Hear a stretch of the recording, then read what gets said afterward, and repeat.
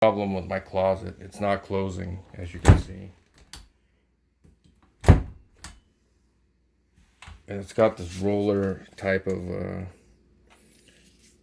assembly. So the way I fixed it was folding this piece of paper, putting it in here, right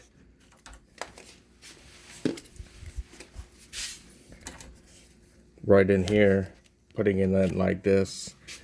So when I don't have the paper in here, you see how this thing is like moving about. When I put this paper in here, it stabilizes it. Now I can close it. You see, now the door locks with that paper in there. It shuts. When I take the paper out,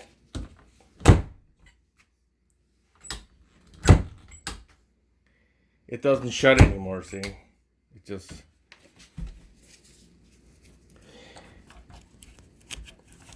I could buy a new roller and put it in, but I guess this is a better fix.